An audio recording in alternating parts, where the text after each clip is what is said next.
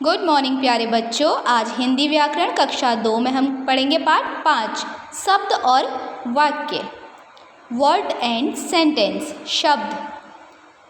महल शब्द है, लहम शब्द नहीं है, घोड़ा शब्द है, राघो शब्द नहीं है, अनार शब्द है, ना शब्द नहीं है।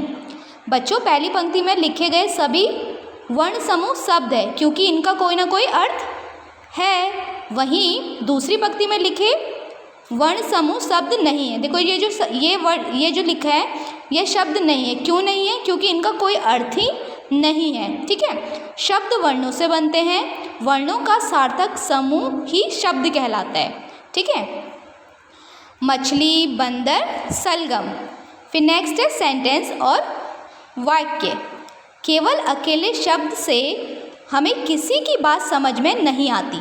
कोई व्यक्ति जब शब्दों के ऐसे समूह का प्रयोग बोलकर या लिखकर करता है जिससे उसकी पूरी बात हमारी समझ में आ जाती है, उसे वाक्य कहते हैं। वाक्य किसे कहते हैं? देखो, खाली एक शब्द से तो हम किसी की बात समझ नहीं सकते, तो वाक्य किसे कहते हैं? शब्दों का ऐसा समूह जिससे हमें किसी की पूरी बात समझ में आ जाए। ठीक है।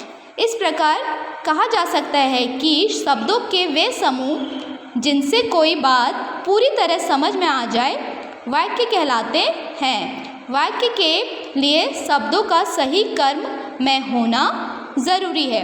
रंग बिरंगी तितलियां उड़ रही हैं, दादाजी अखबार पढ़ रहे हैं। देखो, इससे हमें पूरी बात समझ में आ रही है ना।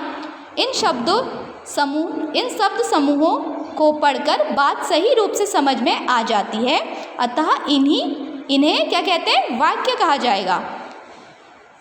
यदि शब्द समूहों के द्वारा बात समझ में ना आए तो वह वाक्य नहीं कहलाता। जैसे तितलियां रही हैं, रंग बिरंगी उड़, इससे हमें बात समझ में नहीं आ रही।